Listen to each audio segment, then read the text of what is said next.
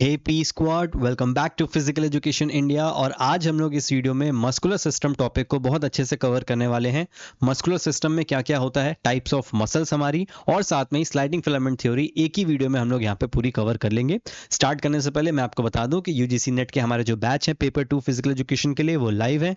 आप जाके ऐप से उनको डेमो लेक्चर्स वहाँ पे देख के ऐप को कोर्स को परचेज कर सकते हो ऐप के अंदर से। और फिर 10 सितंबर से हमारे ये बैचेस भी जो है वो स्टार्ट हो रहे हैं। तो फटाफट जाओ, ऐप को डाउनलोड करो, नीचे डिस्क्रिप्शन में लिंक दिया हुआ है, प्ले स्टोर से डाउनलोड करके जाके उन वीडियोस को देखो और फिर इस बैच को जल्दी से परचेज करो। 10 सितंबर को हम लोग जल्दी से मिलेंगे उस क्लासेस में। चलो फटाफट शुरू करते हैं मस्कुलर सिस्टम को, और एक एक करके सारे टॉपिक जो है वो हम यहाँ पे इसके देखेंगे। देखो, मस्कुलर सिस्टम क्या है। Muscles are bundles of cells, tissues and fibres. तो मसल्स हमारे सेल्स, टिश्यूज और फाइबर्स से मिलकर बने होते हैं। जो स्टडी होती है मसल्स की, उसको हम कहते हैं मायोलॉजी। ये हम बहुत टाइम से देख रहे हैं, एकदम बेसिक से भी हम पढ़ते आ रहे हैं, तो ये टर्म्स आपको पता होने चाहिए। Muscles are attach to bones with the help of tendons. अब देखो, दो चीज होती है, एक आपके होते हैं टेंडन्स, एक आपके होते हैं लिगामेंट्स। दोनों ही आपके फाइबरस कनेक्टिव टिश्यूज होते हैं। टेंडन का क्या काम होता है, टेंडन आपकी एक बोन को, जैसे कि अगर मैं यहाँ पे एक बोन बनाऊं, ठीक है, थोड़ी सी पतली बोन हो गई है, ये हल्की सी इसको मोटी कर ली जाए, ठीक है। टेंडन्स क्या होते हैं कि ये जो बोन होती है, इस बोन से आपकी ये जो एक मसल जुड़ी हुई है, ठीक है, ये जो आपकी एक पूरी मसल जुड़ी हुई है, इसको यहाँ पे जो जोड़ने का काम कर रहा है वो क्या कर रहा है, वो कर रहा है टेंडन। तो टेंडन्स क्या होते हैं, जो कि एक बोन को एक मसल से जोड़ने में हेल्प करता है।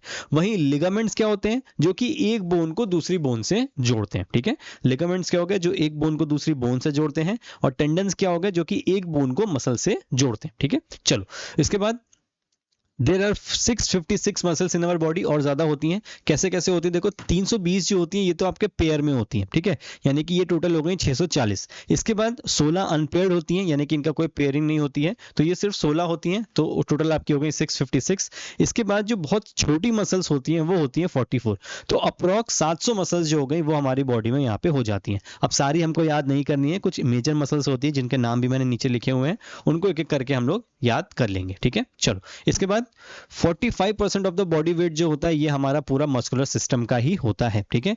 मसल के अंदर क्या क्या होता है, 25% प्रोटीन होता है और 75% वाटर होता है। अब इसको भी अगर थोड़ा सा हम बाइफरकेट करेंगे तो 25% प्रोटीन कंप्लीट नहीं होता है, इसमें भी 20% आपके एक्टिन हो गया, जिसमें मायोसिन सबसे ज्यादा होता है, अराउंड 50 to 55%। फिर एक्टिन हो गया, फिर ट्रोपोमाइसिन हो गया, तो ये 20% अराउंड होते हैं। और फिर 5% जो होते हैं, जो बाकी बची चीजें हो गई, जैसे कुछ आयंस हो गए, लैक्टिक एसिड हो गया, ये सारी चीजें जो होती हैं ये फिर आपके 5% मसल्स के अंदर होती हैं, ठीक है। तो इस तरीके से प्रोपोर्शन आपकी मसल का डिवाइडेड होता है। अब हम बात कर लेते हैं कि मसल के हमारे फंक्शंस क्या होते हैं। तो देखो, सबसे पहला बॉडी के पोस्चर को मेंटेन करने में हेल्प रखता है। आपने देखा होगा, आपके अगर मसल स्ट्रांग है तो वो आपकी बोन्स को भी होल्ड करता है, आपके जॉइंट्स को भी अच्छी तरीके से होल्ड करता है, और आपके जो स्ट्रक्चर है बॉडी का वो अच्छा दिखता है। फिर हेल्प्स इन मूवमेंट, जो हमारी स्केलेटल मसल्स होती हैं, अभी हम टाइप ऑफ मसल्स पढ़ेंगे, तो स्केलेटल मसल्स हमारे मूवमेंट को बहुत बेटर बनाती हैं, बहुत ज्यादा एफिशिएंट बनाती हैं। मेंटेन बॉडी टेम्परेचर, मसल्स जो होती हैं बॉडी टेम्परेचर को मेंटेन करने में हेल्प करती हैं।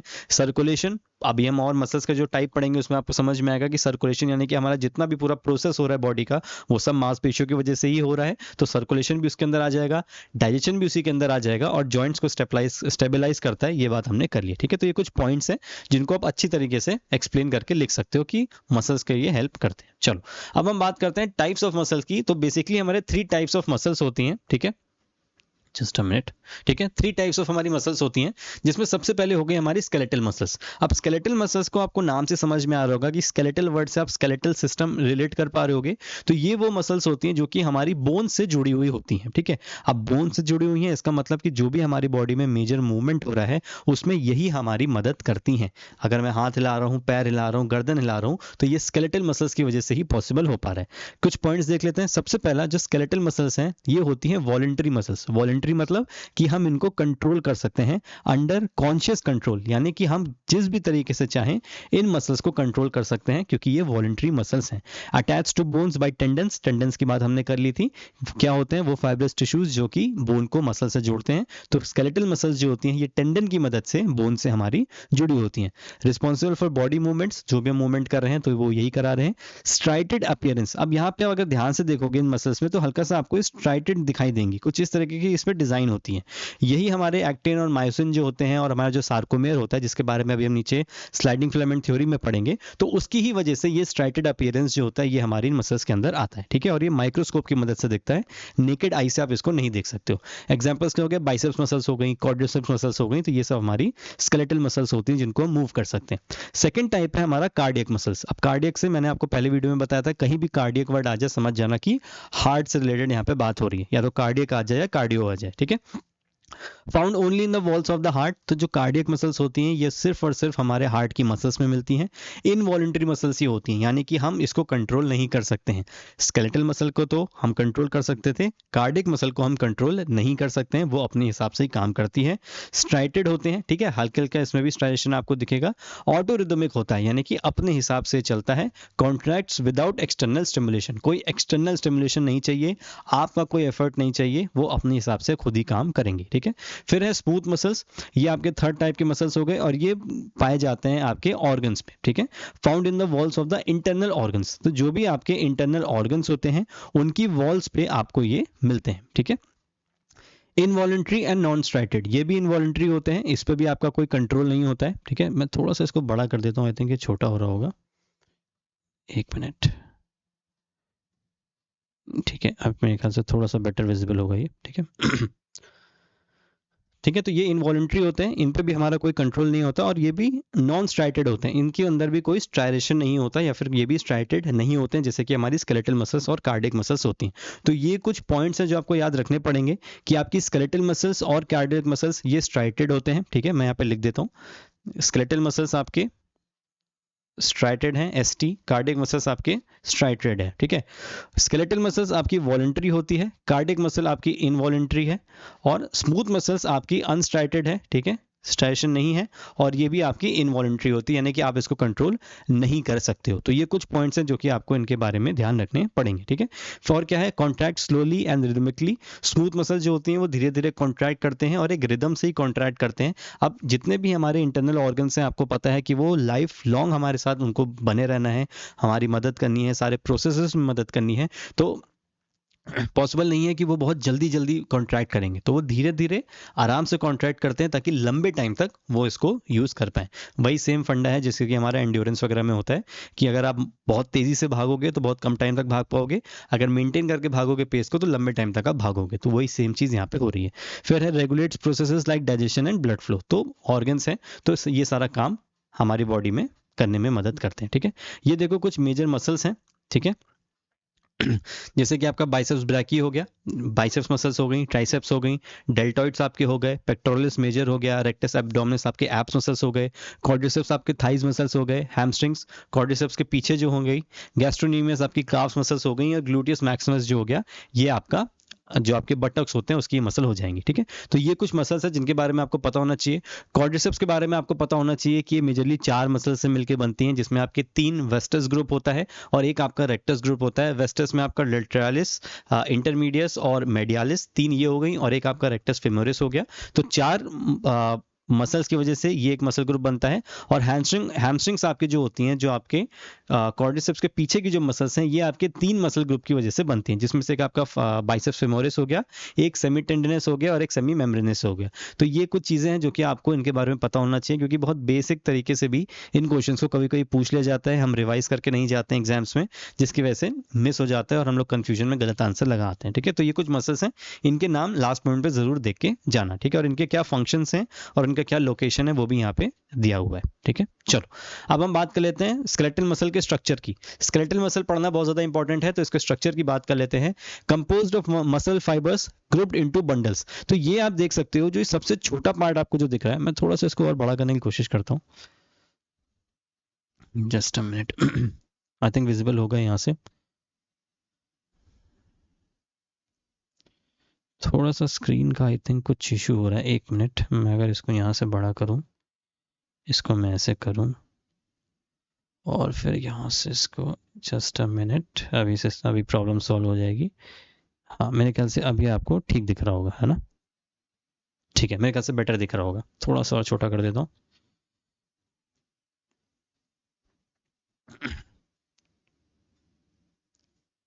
ठीक है, और इसको अगर मैं थोड़ा सा चलो ठीक है, आई थिंक सही दिख रहा हो, ठीक है। तो ये आपके मसल फाइबर्स हैं, ठीक है, जिनको हम मसल सेल्स भी बोल सकते हैं। और यही वो पार्ट है जहाँ पे आपका सार्कोमेयर होता है, आपका पूरा कॉन्ट्रैक्शन का पार्ट हो गया, एक्टिन मायोसिन, सब इसी सबसे छोटे पार्ट के अंदर आपका आ जाएंगे, ठीक है। तो ये क्या है, मसल फाइबर्स से कंपोज्ड होती है हमारी पूरी एक स्केलेटल मसल, ठीक है। अब ये 3 लेयर में कवर होती है। सबसे पहले जो आपकी कवरिंग होती है वो होती है एपिमाइजियम, ठीक है। ये आपकी पूरी मसल को कवर करती है। अब देखो, ये आपकी बोन हो गई, ये हमारा टेंडन हो गया जो कि बोन को मसल से जोड़ा है। अब ये जो मसल स्टार्ट हो रही है, इसका जो पूरा सरफेस है, बड़ा वाला जो आपको बाहर हिस्सा दिख रहा है, ये आपकी एपिमाइजियम है, ठीक है। ये सबसे बाहर वाली लेयर है जो कि एंटायर मसल को सराउंड कर रही है। इसके बाद नेक्स्ट आपकी आती है पेरीमाइजियम, सराउंड्स मसल बंडल्स, जिसको हम फेसिकल्स भी बोलते हैं। अब इस पूरे मसल्स के अंदर छोटा सा आपको यहाँ पे दिख रहा होगा ये पेरीमाइजियम, जो कि इस पर्टिकुलर एरिया को देखो कवर कर रहा है, ठीक है। और ये क्या है, ये है आपके मसल बंडल्स, ठीक है, जिसको कौन कवर कर रहा है, पेरीमाइजियम। तो सबसे बाहरी लेयर क्या हो गई, एपिमाइजियम, इसके बाद हो गई आपकी पेरीमाइजियम। और जो थर्ड लेयर है उसको हम बोलते हैं एंडोमाइजियम, जो कि सराउंड करती है ईच मसल फाइबर को। हमने देखा था मसल फाइबर या मसल सेल, तो उस मसल फाइबर को जो चीज कवर कर रही है उसको हम बोलेंगे एंडोमाइजियम, ठीक है। अगर आप इसका एक डायग्राम बनाना चाहो तो ये देखो, ये बोन हो गई, ठीक है, ये आपका टेंडन हो गया, यहाँ पे आपकी पहली लेयर आई, ठीक है, ये आपकी क्या हो जाएगी, ये आपकी हो जाएगी एपिमाइजियम, ठीक है। ये आपकी हो गई एपिमाइजियम, जो कि आपकी पूरी मसल है। अब अगर इसको थोड़ा सा और हम कॉन्ट्रैक्ट या बड़ा करके देखना चाहेंगे तो ये कुछ इस तरीके से बनेगा, ठीक है। ये आपके क्या हो जाएंगे, ये आपके हो गए मसल बंडल्स। और इसको क्या कवर कर रहा है, इसको कवर कर रहा है पेरीमाइजियम, ठीक है। जो लेयर है वो है हमारी पेरीमाइजियम। इसके बाद एक लेयर और निकल के आ रही है, ठीक है, ये, ठीक है। ये आप समझ जाओ कि हम ऐसा बड़ी बड़ी नहीं हो रही है, ये मैं आपको जूम करके दिखा रहा हूँ, ठीक है। और फिर ये जो कवर कर रही है, ये कवर कर रही है एंडोमाइजियम को, और ये क्या है, ये है हमारे मसल फाइबर्स, ठीक है। तो इस तरीके से ये हमारी लेयरिंग इसकी होती है। और ये क्या है, ये हमारे हैं मसल फाइबर्स, ठीक है। ये हो गए मसल बंडल्स, ये हमारी कंप्लीट मसल हो गई, और ये हमारे हो गए मसल फाइबर्स या फिर मसल सेल्स, ठीक है। और इस तरीके से ये पूरी जो कवरिंग होती है वो इसकी हो जाती है। कंपोजिशन हमने देख लिया था, देखो 75% वाटर है, 20% प्रोटीन है जिसमें एक्टिन, मायोसिन और ट्रोपोमाइसिन, और बाकी 5% आपके अदर सब्सटेंसेस हैं, जैसे ग्लाइकोजन हो गया, एटीपी हो गया, कुछ आयंस हो गए, लैक्टिक एसिड हो गया, ये सारी चीजें भी 5% हमारी मसल्स में होती हैं, ठीक है। प्रॉपर्टीज क्या है स्केलेटल मसल की, सबसे पहले एक्साइटेबिलिटी, जो भी आपके नर्व इंपल्स आते हैं, अभी हम इसको देखेंगे नीचे स्लाइडिंग फिलामेंट थ्योरी में, जो भी आपको मैसेजेस आते हैं सेंट्रल नर्वस सिस्टम से, जो इंपल्सेस आते हैं आपको नर्व्स के थ्रू, उसको एक्सेप्ट करती हैं हमारी मसल्स और उसके हिसाब से फिर परफॉर्म करती हैं। Contractibility, ability to shorten and generate force, जो भी मसल में हम पावर लगाते हैं तो हमारी मसल्स ही तो कॉन्ट्रैक्ट करती हैं, तो ये भी इसकी एक प्रॉपर्टी है। एक्सटेंसिबिलिटी, स्ट्रेच हो जाती है मसल्स, ये भी आपको पता है। और इलास्टिसिटी, ये बहुत ज्यादा इलास्टिक भी होती है, आप इसको कितना भी खींच लो थोड़ी देर बाद ये अपने नॉर्मल शेप में आ जाती है, ठीक है। तो ये कुछ प्रॉपर्टीज थी किसकी, स्केलेटल मसल्स की, ये हमारी प्रॉपर्टीज थी। अब हम बात कर लेते हैं टाइप्स ऑफ मसल फाइबर की, ठीक है। तो हमने ऊपर क्या देखा था, टाइप्स ऑफ मसल्स देखा था, एक बार मैं देख लेता हूँ ये आपको विजिबल है कि नहीं, ठीक है, विजिबल है ना, थोड़ा सा बड़ा हो रहा है आई थिंक ये, मैं इसको यहाँ से छोटा करता हूँ, ठीक है। अब ये आपको दिख रहा होगा, इस चीज़ को चलो मैं नेक्स्ट वीडियो में ठीक कर लूंगा, ठीक है, चलो ठीक है, थोड़ा सा इमेज छुप रहा है, कोई बात नहीं, कोई दिक्कत नहीं, मैं आपको दिखा दूंगा। देखो फिर क्या है, अब हम बात करते हैं टाइप्स ऑफ मसल फाइबर की। ऊपर हमने देखा था टाइप्स ऑफ मसल्स थी, जो स्केलेटल मसल थी, कार्डियक मसल्स थी, तो वो हमारी क्या थी, टाइप ऑफ मसल्स थी। ये है टाइप ऑफ मसल फाइबर। अब जो हमारे मसल्स के अंदर जो फाइबर्स हैं वो भी दो तरह के होते हैं, और क्या क्या होते हैं, एक होता है आपका स्लो ट्विच फाइबर, जिसको हम लोग टाइप 1 फाइबर भी बोल सकते हैं। जस्ट अ मिनट,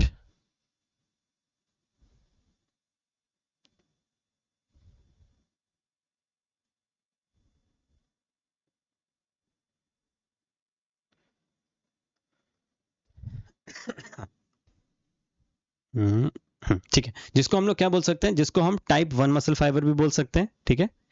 इसको हम बोल सकते हैं टाइप 1 मसल फाइबर, या फिर जिसको हम रेड मसल फाइबर भी बोल सकते हैं, ठीक है। ये इतने नाम से जाना जाता है, क्या क्या हो गया, स्लो ट्विच फाइबर्स को हम टाइप 1 मसल फाइबर भी बोल सकते हैं, रेड मसल फाइबर भी बोल सकते हैं, ठीक है। क्यों बोल सकते हैं, अब इस चीज को और समझते हैं। सबसे पहला, वेरी स्लो इन मोशन। ये जो मसल फाइबर्स होते हैं या फिर जिनकी मसल्स में इन फाइबर्स की मात्रा ज्यादा होती है, तो ये बहुत धीमे धीमे काम करते हैं, ठीक है। मैंने आपको अभी ऊपर एक कॉन्सेप्ट बताया था कि जो चीज धीमे धीमे अगर हम काम करवा रहे हैं तो इसका मतलब क्या है कि वो एंड्योरेंस पे फोकस करती है, वो हो तो धीरे धीरे रही है लेकिन लंबे टाइम तक जरूर काम करेगी। वही सेम चीज यहाँ पे होती है कि जिनकी बॉडी के अंदर स्लो ट्विच मसल फाइबर्स की रेशियो ज्यादा होती है, वो एंड्योरेंस इवेंट्स में बहुत अच्छा परफॉर्म करते हैं, वो लंबे टाइम तक किसी भी इवेंट को बहुत अच्छा परफॉर्म करते हैं या फिर परफॉर्म कर सकते हैं। अब ये रेड इन कलर क्यों होता है, इसका नाम रेड मसल फाइबर क्यों बना, क्योंकि इसके अंदर जो मायोग्लोबिन होता है उसकी जो क्वांटिटी होती है वो ज्यादा होती है, ठीक है। मायोग्लोबिन क्या है, एक तरह का प्रोटीन है जो कि मसल्स के अंदर पाया जाता है, तो रेड कलर जो होता है वो इसको इसी की वजह से मिलता है। These fibres derive energy from aerobic sources. तो ये जो फाइबर्स होते हैं इनको एनर्जी एरोबिक सोर्स से मिलती है। अब जब आप कभी एनर्जी सिस्टम पढ़ोगे तो आपको पता चलेगा कि एरोबिक में हम ऑक्सीजन की मदद से एटीपी को प्रोड्यूस करते हैं, और ये वही मसल फाइबर्स हैं जो कि एरोबिक एक्टिविटीज की वजह से हमारी मसल्स को एनर्जी प्रोवाइड करते हैं, ठीक है। एग्जांपल क्या हो गया, लॉन्ग डिस्टेंस रनिंग इवेंट्स हो गए, जैसे कि 5000 मीटर, 10,000 मीटर या फिर आपकी मैराथन भी इसके अंदर काउंट हो जाएगी, ठीक है। ये हो गए slow Twitch fibres. Slow Twitch यानी कि स्लोली स्लोली ये कॉन्ट्रैक्ट होते हैं और लंबे टाइम तक काम ये करते हैं। अब बात करते हैं फास्ट ट्विच फाइबर्स की। फास्ट ट्विच फाइबर्स को हम लोग बोल सकते हैं टाइप 2 फाइबर्स, ठीक है। टाइप 2 फाइबर्स बोल सकते हैं, या फिर इसको हम व्हाइट मसल फाइबर्स भी बोल सकते हैं, ठीक है, या फिर व्हाइट मसल फाइबर भी इसको बोल सकते हैं। तो जस्ट इसका देखो अपोजिट हो गया, स्लो ट्विच को टाइप 1 और रेड मसल, फास्ट ट्विच को टाइप 2 और व्हाइट मसल फाइबर भी हम इसको बोलते हैं। अब ये क्या है, ये वेरी रैपिड इन एक्शन है, ये जल्दी जल्दी एक्शन करता है, ये लंबे टाइम तक काम नहीं कर सकते हैं लेकिन कम टाइम तक जल्दी जल्दी काम करेंगे और उस छोटे टाइम में आपको लंबे टाइम अच्छी एनर्जी देते हैं। लंबी एनर्जी नहीं देते, अच्छी एनर्जी आपको उस छोटे टाइम में देंगे। White in colour due to less myoglobin, ऊपर मायोग्लोबिन की क्वांटिटी अच्छी थी तो वो रेड कलर का हो गया था स्लो ट्विच, नीचे वाले में मायोग्लोबिन की क्वांटिटी कम है तो ये फास्ट ट्विच वाले आपके व्हाइट कलर के दिखते हैं। These fibres derive energy from anaerobic activities, ठीक है। जो एनारोबिक सोर्सेज होते हैं, जैसे आपका ग्लाइकोजन हो गया या स्टोर्ड एटीपी आपकी बॉडी में हो गया, उससे ये एनर्जी लाके आपको देखते हैं और ये लंबे टाइम तक कॉन्ट्रैक्ट नहीं हो पाते हैं। एग्जांपल्स क्या हो गए, जैसे कि आपका 100 मीटर, ये आपका इसका एग्जांपल हो गया, ठीक है। तो ये दो तरह के मेनली आपके इसके होते हैं। इसमें भी फास्ट ट्विच फाइबर्स को दो और तरीके से किया जा सकता है, लेकिन हम उसको उतना ज्यादा नहीं पढ़ते हैं। दो हमारे मेन टाइप के ये होते हैं, टाइप 1 और टाइप 2, जिसके बेसिस पे हम समझते हैं कि किसी के अंदर कौन से जो फाइबर्स हैं उनकी क्वांटिटी ज्यादा है। अब देखो ऐसा नहीं होता कि किसी के अंदर सिर्फ स्लो ट्विच फाइबर ही भरे होते हैं, फास्ट नहीं होता, रेशियो होता है, बस जो ज्यादा होता है उसके अंदर उसका डोमिनेशन ज्यादा हो जाता है, ठीक है। अब बात कर लेते हैं कुछ देखो यहाँ पे आपको एक इमेज भी दिख रही होगी, है ना। ये देखो, ये स्लो ट्विच है, रेड कलर के ज्यादा है, थोड़े थोड़े आपको देखो यहाँ पे पिंक या व्हाइट वाले भी दिख रहे हैं, ठीक है। लेकिन स्लो ट्विच फाइबर ज्यादा है तो ये ज्यादा लंबा डिस्टेंस रनिंग में हेल्प करेंगे। और ये आपके फास्ट ट्विच है, देखो इसमें व्हाइट वाले ज्यादा दिख रहे हैं, रेड वाले हैं लेकिन कम है, ठीक है। फिर ये आपका टाइप्स ऑफ मसल कॉन्ट्रैक्शन, तो हमारी मसल तीन तरीके से कॉन्ट्रैक्ट कर सकती है। एक होता है आइसोटोनिक।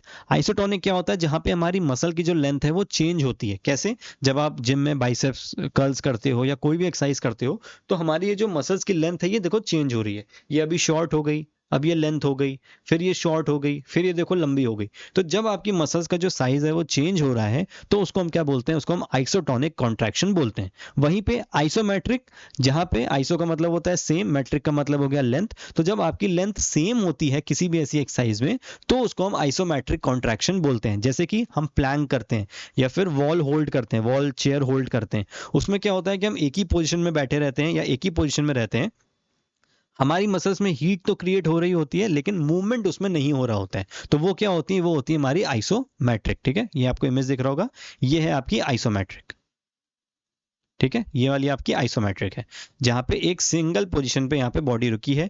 ये आपकी आइसोटोनिक है, देखो एब्डोमिनल क्रंचेस यहाँ पे कर रहे हैं, जहां पे यहाँ पे आपकी लेंथनिंग हो रही है, यहाँ पे शॉर्टनिंग आपके मसल्स की हो रही है।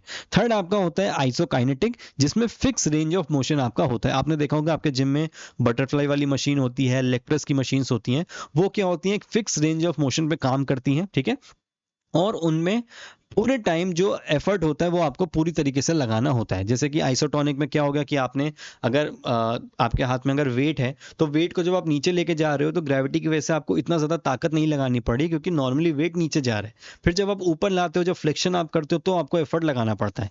आइसोकाइनेटिक मशीन्स में ओवरऑल 100% आपको एनर्जी लगानी होती है। जब नीचे लेके जाओगे तो भी वो एनर्जी आपके एक्सटेंशन में भी एनर्जी मांगेगा, और जब ऊपर लेके आओगे तो फ्लेक्शन में भी वो आपके एनर्जी मांगेगा। तो ये आपके होते हैं बेसिकली 3 तरह के कॉन्ट्रैक्शन मसल्स के अंदर, जिनकी वजह से आप बहुत अलग अलग तरीके से ट्रेनिंग भी कर सकते हो और अपनी मसल्स को डेवलप भी कर सकते हो।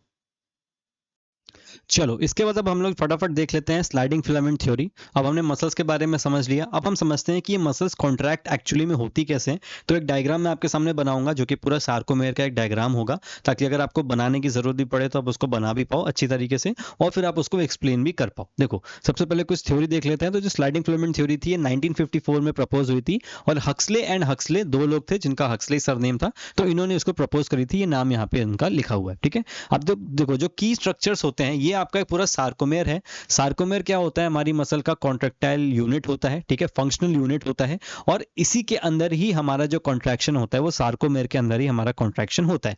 अब क्या क्या चीजें इसमें होती हैं? एक एक्टिन होता है, ये याद कर लो, जो थिन फिलामेंट है वो एक्टिन है, जो थिक फिलामेंट है उसको हम बोलते हैं मायोसिन, ठीक है। और सार्कोमेयर क्या है? The functional unit of the muscle fibre. तो ये कुछ चीज है जो आपको पता होनी चाहिए, ताकि अभी मैं जब डायग्राम बनाऊंगा तो आपको समझ में आता रहेगा कि मैं कौन सा टर्म यहाँ पे यूज कर रहा हूँ, ठीक है। फिर ये कुछ स्टेप्स ऑफ मसल कॉन्ट्रैक्शन है। पहले देखो स्टेप्स को यहाँ पे ध्यान से सुनो, समझने की कोशिश करो सिर्फ मेरी बातों से, और फिर हम डायग्राम में उन सारे स्टेप्स को उतार के देखेंगे ताकि आप और अच्छी तरीके से समझ पाओगे। देखो सबसे पहले क्या होता है कि हमारी बॉडी में जो सेंट्रल नर्वस सिस्टम होता है वो नर्व्स के थ्रू एक मैसेज सेंड करता है, ठीक है। कोई भी स्टिमुलेशन होता है या कोई भी बाहर चेंजेस, एनवायरनमेंट में कोई चेंज अगर हो रहा है, तो वो सेंस सबसे पहले आपकी जो बॉडी है वो करेगी।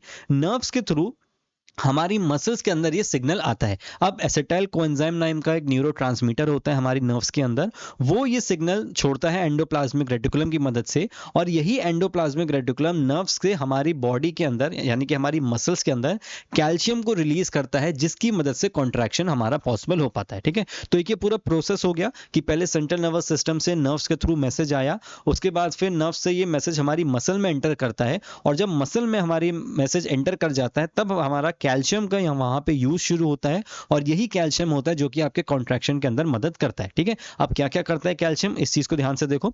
तो nerve impulse releases calcium ions in the muscle fibre, ठीक है। कैल्शियम बाइंड्स ट्रोपोनिन, अभी हम इसको देखेंगे डायग्राम से समझ में आएगा, सिर्फ सुनो। कैल्शियम बाइंड्स टू ट्रोपोनिन, तो कैल्शियम जो होता है वो ट्रोपोनिन से जाके मिल जाता है, जिसकी मदद से वो ट्रोपोमायोसिन को मूव कर देता है और एक एरिया एक्सपोज कर देता है जहां पे मायोसिन जाके अपना कनेक्शन बना लेता है, ठीक है। Myosin heads bind to actin forming cross bridges. Myosin pulls acting inward using ATP, shortening the sarcomere. When the impulse stops, calcium is reabsorbed and the muscle relaxes. ठीक है, तो अभी तक देखो, अगर सिर्फ ये टर्म समझ में आ गया तो बहुत अच्छी बात है, नहीं समझ में आया तो अब देखो मैं आपको डायग्राम बना के इसको समझाने की कोशिश करता हूँ। देखो सबसे पहले सार्कोमेयर क्या है, कैसा इसका डायग्राम होता है, उस चीज को हम देखते हैं। तो सबसे पहले हमारी एक बाहर यहाँ पे होती है, आउटलाइन होती है, ठीक है, ठीक है। ये एक तरह की आउटलाइन हो गई, इसको हम क्या बोलते हैं? इसको हम एच लाइन बोलते हैं, या फिर हम इसको एच डिस्क बोल सकते हैं, ठीक है। ये जो दो लाइनें आपको दिख रही हैं ये दोनों ही एच डिस्क हो गई, या फिर जिसको आप एच लाइन बोल लो, ठीक है।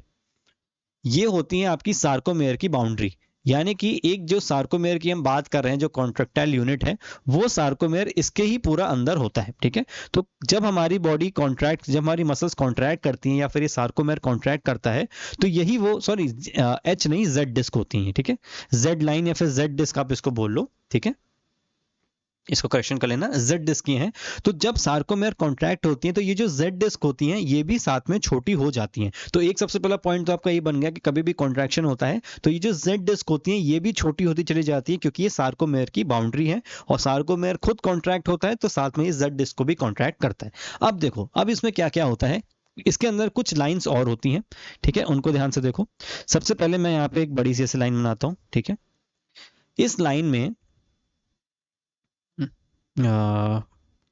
ग्रीन कलर, यहां से लेके यहां तक ये जो एक एरिया है, इसको आप क्या बोलोगे? इसको आप बोलोगे आई बैंड, ठीक है। क्या बोलोगे? I band. ये दोनों साइड होगा, वो जेड डिस्क के यहां से शुरू होगा, इस साइड भी और इस साइड भी। हम इसको क्या बोल रहे हैं, आई बैंड। आई बैंड में क्या होता है, आपका थिन फिलामेंट होता है, और थिन फिलामेंट आपका क्या था, एक्टिन। ठीक है, तो आई बैंड में आपका एक्टिन होता है, या फिर जिसको हम थिन फिलामेंट भी बोल सकते हैं। कैसे होगा, वो यहाँ पे कुछ इस तरीके से अटैच्ड रहता है। ठीक है, यहाँ पे भी, इस साइड भी और इस साइड भी, लेकिन वो कहाँ रहेगा, वो रहेगा आई बैंड के अंदर। ठीक है, इसके बाद जो नेक्स्ट आपका आएगा वो एरिया आपका कुछ यहां तक मान लेते हैं कि ये यहां तक आ गया। ये जो आपका बैंड कहलाएगा, ये आपका कहलाएगा ए बैंड। ठीक है, और इस ए बैंड के अंदर क्या होता है, इसके अंदर रहता है आपका थिक फिलामेंट, जिसको हम कहते हैं मायोसिन। ठीक है, यहां से आपका मायोसिन अंदर रहता है, और ए बैंड वो जगह है जहां पे हमारा जो कॉन्ट्रैक्शन होता है वहां ये इसी में प्लेस करता है। इसीलिए कभी भी अगर आपसे पूछा जाए कि सबसे ज्यादा डार्कर एरिया कौन सा है, तो वो ए बैंड होता है, क्योंकि यहाँ पे एक्टिन और हमारे मायोसिन दोनों ही साथ में मिलते हैं, और पूरा जो कॉन्ट्रैक्टाइल का जो पूरा प्रोसेस होता है वो इसी जगह पे होता है। इसके बीच में जो हमारा एक एरिया और है, इसको हम कहते हैं एज बैंड। ठीक है, और इसमें भी हमारा मायोसिन होता है, और इसमें सिर्फ और सिर्फ मायोसिन होता है, इसमें एक्टिन नहीं होता है। ठीक है, एक लाइन यहां पे और होती है, जस्ट अ मिनट। ठीक है, एक लाइन यहां पे और होगी, इस लाइन को बोला जाता है एम लाइन। ठीक है, और इसी पे हमारा जो मायोसिन है वो इसी पे हमारा टिका हुआ होता है, जो कि कुछ इस तरीके से होता है। ठीक है, ये हो गया हमारा मायोसिन। अभी थोड़ा सा मैं इस डायग्राम को और ठीक करता हूं। ठीक है, इसको हम थोड़ा सा आगे बढ़ा लेते हैं, इस आई बैंड को थोड़ा थोड़ा आगे बढ़ा लेते हैं। ठीक है, आई बैंड मानो यहां तक है, तो हमारा एक्टिन जो होगा वो यहां तक निकल के आ जाएगा। ठीक है, और फिर ये हमारा ए बैंड यहां से शुरू हो जाएगा, जहां पे ये दोनों ओवरलैप कर रहे हैं। ठीक है, ये हमारा ए बैंड का एरिया हो गया जहां पे ओवरलैपिंग होगी। अब देखो क्या होता है, हमने ऊपर बात करी थी कि जो कैल्शियम होता है वो रिलीज होता है, और कैल्शियम क्या करता है, सबसे पहले आके स्टिक करता है ट्रोपोनिन पे। ठीक है, ये ट्रोपोनिन किस चीज का पार्ट है, ये ट्रोपोनिन आपके एक्टिन का ही पार्ट होता है। ठीक है, ये ट्रोपोनिन जो है ये आपके इसी एक्टिन पे लगा हुआ होता है, और जो ट्रोपोमाइसिन की बात थी वो भी आपका इसी के ऊपर लगा हुआ होता है। ठीक है, ट्रोपोमाइसिन, और ये क्या है, ये है आपका मायोसिन। ठीक है, और ये क्या है, ये ग्रीन वाले, ये है आपके पूरे एक्टिन। ठीक है, एक्टिन के ऊपर ही ट्रोपोनिन और ट्रोपोमाइसिन लगा होता है, और मायोसिन में आपके होते हैं हेड्स। ठीक है, कुछ इस तरीके से हेड बने हुए होते हैं ये। ठीक है, ये देखो कुछ इस तरीके से हेड होते हैं। वैसे जनरली देखोगे तो ये कुछ इस तरीके से दिखते हैं। ठीक है, और बेटा अगर आप इसका डायग्राम देखना चाहोगे कुछ इस तरीके से दिखते हैं, पर अभी आप जनरली समझ जाओ रफ तरीके से कि ये हेड इसके ऊपर, किसके ऊपर है, मायोसिन के ऊपर लगे हुए हैं। अब देखो क्या होता है कि जब तक कैल्शियम रिलीज नहीं होता है, ये ट्रोपोनिन और ये ट्रोपोमाइसिन जो एरिया होता है जहां पे मायोसिन अपने इस हेड को पुट इन करता है और फिर इनको अपनी तरफ खींचना शुरू करता है, उसको ये बंद करके रखते हैं। लेकिन जैसे ही कैल्शियम आता है और वो ट्रोपोनिन से मिलता है, तो ये क्या करते हैं, ट्रोपोमाइसिन अपनी जो एरियाज जिसको ब्लॉक करके रखा हुआ होता है उसको ओपन कर देता है, और वो जैसे ही ओपन होता है कैल्शियम की मदद से, मायोसिन के ऊपर ये जो हेड्स लगे हुए होते हैं वो जाके इस एक्टिन से अटैच हो जाते हैं, और फिर इनको अंदर की तरफ खींचना शुरू कर देते हैं। ठीक है, अंदर की तरफ मतलब कि इस तरफ पुल करना शुरू कर देंगे, इधर से इधर और इधर से इधर, जिसकी वजह से ये जो जेड डिस्क है ये भी पूरी खिसक के अंदर की तरफ आने लगती है। तो ये जो कॉन्ट्रैक्शन है कुछ इस तरीके से आपका कॉन्ट्रैक्शन होने लगता है। तो कौन किसको पुल कर रहा है, मायोसिन जो होता है वो एक्टिन से अटैच हो जाता है कैल्शियम की मदद से, और फिर उसको अंदर की तरफ पुल करना ये शुरू करता है। ठीक है, और फिर धीरे धीरे ये जो कॉन्ट्रैक्शन का प्रोसेस होता है पूरा चलता रहता है, जब तक आपको स्टिमुलस मिलता रहेगा, जब तक कैल्शियम रिलीज होता रहेगा, मायोसिन आप अपनी हेड की मदद से एक्टिन को पुल करते रहेंगे। जैसे ही स्टिमुलस क्लोज हो जाएगा आपकी एक्टिविटी रुक जाएगी, कैल्शियम अपनी जगह पे वापस चला जाएगा सार्कोप्लाज्मिक रेटिकुलम में, और फिर ये जो आपका कॉन्ट्रैक्शन का प्रोसेस है ये आपका हॉल्ट पे आ जाएगा, यानी कि ये रुक जाएगा। ठीक है, तो इस तरीके से ये पूरा प्रोसेस होता है जब आपका कॉन्ट्रैक्शन जो होता है वो परफॉर्म आपकी बॉडी के अंदर होता है। ठीक है, अब आप इसको देखोगे तो आपको ये समझ में आएगा। रिजल्ट देखो इसका क्या होता है, muscle contraction occurs when sarcomere shorten. ठीक है, तो कॉन्ट्रैक्शन कब होता है, जब ये जो सार्कोमेयर बना हुआ है ये छोटा हो जाता है, क्योंकि ये अंदर की तरफ पुल हो रहा होता है। ये जो आपको रेड यहाँ पे रेड दिख रहा है ना, ये आपका अब है मायोसिन। ठीक है, ये आपके हैं थिक फिलामेंट, और जो ब्लू ब्लू आपको यहाँ पे दिख रहा है ये है आपके थिन फिलामेंट। तो यही रेड वाले फिलामेंट जो है इन ब्लू वाले को अंदर की तरफ खींचेंगे तो आपका कॉन्ट्रैक्शन होता है। ठीक है, due to actin and myosin sliding past each other, तो ये क्योंकि एक्टिन और मायोसिन दोनों एक दूसरे के ऊपर स्लाइड करते हैं, इसीलिए आपका जो कॉन्ट्रैक्शन है वो आपका यहाँ पे होता है। ठीक है, चलो कुछ मसल्स देख लो यहाँ पे, ये कुछ इंपॉर्टेंट मसल्स और हैं, इनका जरूर से आप स्क्रीनशॉट ले लेना। ठीक है, क्योंकि ये इंपॉर्टेंट है आपके लिए। और जैसे कि मैंने पहले भी आपको बताया था कि अगर आप इन नोट्स को परचेज करना चाहते हो तो ऐप का लिंक नीचे दिया होगा, वहां से जाके आप इन नोट्स को परचेज कर सकते हो ताकि आप नोट्स को आराम से बैठ के रीड कर पाओ। ठीक है, तो ये आप कुछ देख सकते हो, smallest muscles, largest muscles, strongest muscles, ये कुछ फैक्चुअल चीजें हैं जो कि आपके पेपर में पूछी जाती हैं, तो ये भी आपको पता होनी चाहिए। ठीक है, आई होप आपको काफी चीजें क्लियर होंगी। अगर कोई आपका डाउट है या कोई फीडबैक है तो वो आप नीचे कमेंट सेक्शन में लिख सकते हो। जल्दी मिलेंगे हम अगले वीडियो के साथ, तब तक पढ़ते रहो और अपना ध्यान रखो।